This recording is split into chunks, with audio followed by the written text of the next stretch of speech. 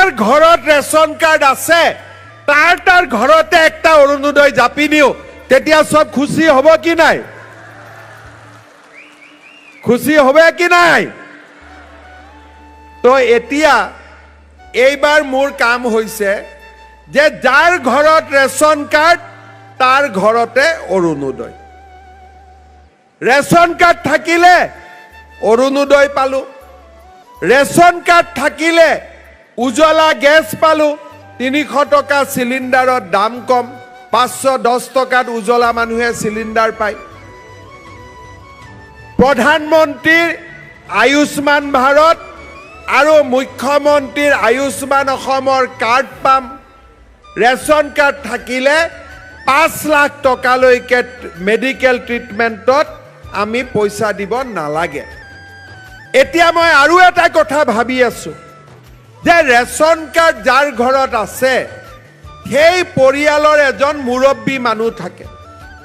এই মুৰব্বী মানুহজনৰ যদি কিবা কাৰণত ভগৱানে নকৰক এক্সিডেণ্ট হ'ল, মৃত্যু হ'ল, ঘৰখনটো একেবাৰে ভাঙি যায়। এইবাৰ আমি কৰিব খুজিছো কি যে ৰেচন কাৰ্ডৰ মুৰব্বী মানুহজনক আমি একটা ইন্স্যুৰেন্স কৰাই দিম। এই ইন্স্যুৰেন্সটোত পাব্লিকে টকা দিব নালাগে, টকা গভৰ্ণমেণ্টে দিব, প্ৰিমিয়াম গভৰ্ণমেণ্টে দিব। কিন্তু মৃত্যু হলে, এক্সিডেণ্ট হলে টকাটো পাব্লিকে পাব। তাৰমানে এটা ৰেচন কাৰ্ডৰ কিমান বাচ্চা হ'ল? এটা ৰেচন কাৰ্ডৰ নাম্বাৰ 1 বাচ্চা অৰুণোদয়, নাম্বাৰ 2 বাচ্চা আয়ুষ্মান ভাৰত, নাম্বাৰ 3 বাচ্চা উজ্বলা গেছ, নাম্বাৰ 4 বাচ্চা কোনটো হ'ল? ইন্স্যুরেন্স। একটা রেশন কার্ডের 4টা বাচ্চা, কিন্তু আমার বাচ্চা 2টাই হব লাগে দেই, আমার মানুহৰ বাচ্চা 2টা থাকিব লাগে, ঠিক আছে? মানুহৰ বেটা বেটি আকৌ আপোনালোকে বঢ়াই নিদিব যে একটা ৰেশন কাৰ্ডেৰ 4টা বাচ্চা হয় গতিকে আমাৰো 4টা বাচ্চা হব লাগে। সেইটো নকৰিব, 2টাই হব নহয় না? 2টা না 4টা বাচ্চা? 2টা, ঠিক আছে। 2টাতকৈ বেছি ওপৰত যাব নালাগে। যোনে আগত গ'ল আৰু আল্লাহ দিছে বুলি এতিয়া আৰু ক'ব নালাগে আৰু, ঠিক আছে? না আমি আল্লাহক দেখিছো না আমি আল্লাহ শুনিছো। কোরআন শরীফত কতো লিখা নাই যে 2টাৰ ওপৰত বাচ্চা হ'ব লাগে। যিমান বাচ্চা হজৰত মোহাম্মদে, আজি মই ঈদৰ দিনা আমাৰ ৰমজান মাহৰ দিনা কৈছো যে হজৰত মোহাম্মদ সাহাবে বিশ্ব নবী, তেওঁ কোৰআন শৰীফত কৈ গৈছে যে মুছলমান মানুহৰ সবচে ডাঙৰ কাম হৈছে ল'ৰা ছোৱালীক শিক্ষা দিয়া। আমি ইমান বাচ্চা জন্ম দিব লাগিব যিমান বাচ্চাক আমি পঢ়াব পাৰো। যদি আমাৰ ল'ৰা ছোৱালীক আমি ডাক্তৰ ইঞ্জিনিয়াৰ কৰিব নোৱাৰো, বাচ্চা জন্ম দি কি লাভ হ'ব? সেইকাৰণে মই সকলোকে অনুৰোধ কৰিছো যে ঘৰত বাচ্চা 2টা হ'ব আৰু ৰেচন কাৰ্ডৰ বাচ্চা 4টা হ'ব, ঠিক আছে? এতিয়া অৰুণোদয় হৈ গ'ল, ৰেচন কাৰ্ড হৈ গ'ল, ইন্স্যুৰেন্স হৈ গ'ল, প্ৰিমিয়াম গভৰ্নমেন্টে দিব, চাকৰি হৈ গ'ল, চলি থাকিব, মাইক্ৰ ফাইনেন্সৰ লোন ৰেহাই হৈ আছে, নোহোৱাখিনিৰো এই বছৰ হৈ যাব। এতিয়া আৰু এটা আমি গভৰ্নমেন্টে স্কিম লৈছো, সেইটো হ'ল আমাৰ মা আৰু বাইদেউসকলক আমি লাখপতি বনাব লাগিব। বনিব ইচ্ছা নাই লাখপতি? কাৰ কাৰ ইচ্ছা নাই হাত ডাঙক? কাৰ কাৰ লাখপতি বনিব ইচ্ছা আছে তেওঁলোকে হাত ডাঙক এইবাৰ।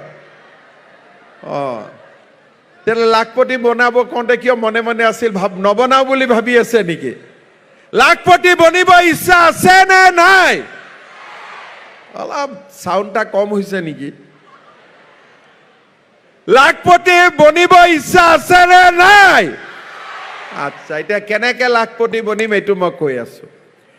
এতিয়া ফৰ্মবিলাক ফিল আপ কৰি আমি দিলো নে নাই? কোনে কোনে দিলে ফৰ্ম ফিল আপ কৰি হাত ডাঙক? আৰে বাইদেউ সব দি দিলে? বাপৰে, এই বাইদেউ কেইজনী ভাল কিন্তু কামাখ্যা, একদম এডভান্স হৈ আছে, হয়নে? এতিয়া ফৰ্ম যে ফিল আপ কৰি দিলে আপোনালোকক এদিন ৰাতিপুৱা আমি ফৰ্মখিনি পৰীক্ষা কৰি লওঁ পৰীক্ষা কৰাৰ পিছত একদিন ৰাতিপুৱা আপোনালোকৰ মোবাইলত মেছেজ আহিব টুং টুং আৰু সেই দিনাখনে আপোনালোকৰ বেংক একাউণ্টত টপং কৰি 10,000 টকা সোমাই যাব ঠিক আছে এই যে 10,000 টকা সোমাব এই 10,000 টকা আমি কাক দিম গিৰিয়েকবিলাকক দি দিম নেকি কাক দিম কোনে কোনে গিৰিয়েকক দিব হাত ডাঙক কোনে কোনে গিৰিয়েকক নিদিয়ে হাত ডাঙক আচ্ছা এতিয়া যদি গিৰিয়েকবিলাকে কয় যে বিজেপিক ভোট নিদিবি তেতিয়া কি হ'ব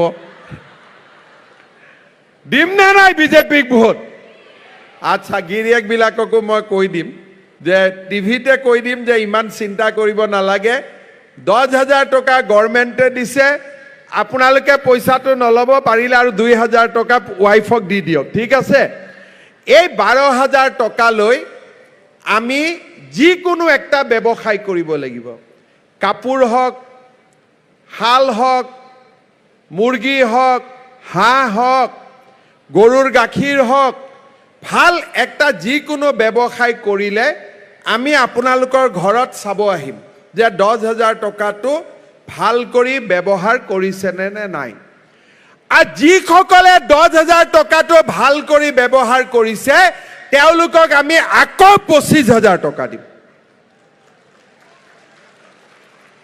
অলপ জোৰে হাত বজাওক নহলে মোৰে দিব ভাল নালাগিব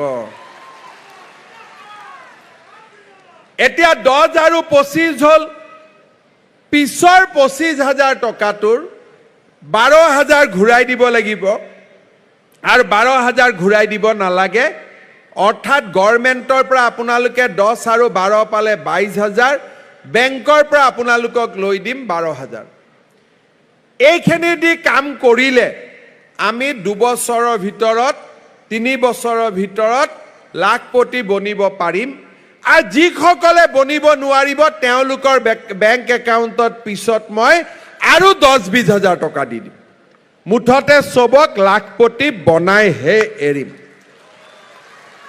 বনিব লাগিব লাখপতি ঠিক আছে আমাৰ অসমৰ মহিলাই এইবাৰ লাখপতি বনাই দেখাব লাগিব প্ৰাইম মিনিষ্টাৰে কৈ আছে মেৰে লাখপতি দিদিও আৰু মই কৈ আছো আমাৰ লাখপতি বাইদেউ ঠিক আছে হিন্দীত দিদি হৈ গল অসমীয়াত বাইদেউ হৈ গল এতিয়া আপোনালোকক মই আৰু এটা কথা ক'ব খুজিছো আমাৰ এতিয়া মেট্ৰিক পৰীক্ষা হৈ গল মেট্ৰিক পৰীক্ষাৰ ৰিজাল্টৰ পিছত আমাৰ ৰিজাল্ট দিব ছোৱালী বিলাকে মেট্ৰিকত বহুত পাস কৰে কিন্তু কলেজত ছোৱালী বিলাক না যায় যে দেউতাক মাকে ভাবে যে ইমান খৰচা ছোৱালীৰ ওপৰত উঠাই কি লাভ হ'ব আমি তাক বিয়া দি দিও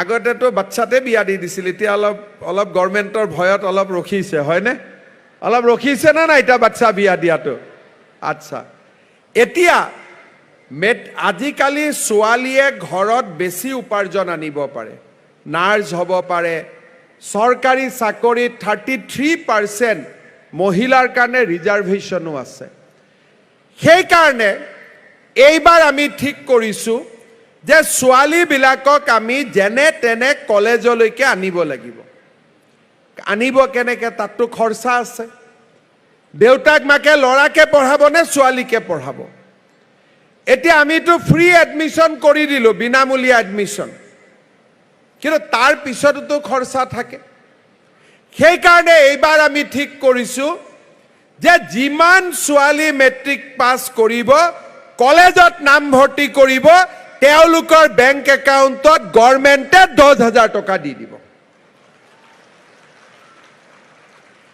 যোনে ডিগ্ৰী পঢ়িব তাক 12,500 টকা আৰু যোনে পিজি পঢ়িব ইউনিভাৰ্চিটিত পঢ়িব তাক আমি 30,000 টকা সেই ছোৱালীক দিম তা বেংক একাউণ্টত এতিয়া মোক কিছুমানে কৈ আছে যে দাদা লৰাবিলাকক নিদিয়ে নেকি তেতিয়া মই কৈছোঁ ৰখ আমিতো মাৰ পেটৰ পৰাই জন্ম হৈছোঁ না ল'ৰাৰ পেটৰ পৰাতো জন্ম হোৱা নাই গতিকে প্ৰথমতে ছোৱালীক দি দিওঁ তাৰপিছত ল'ৰা ইয়াত কোনোবা আছে নেকি ল'ৰাৰ পেটৰ পৰা জন্ম হোৱা কোনোবা আছে নেকি ল'ৰাৰ পেটৰ পৰা জন্ম হোৱা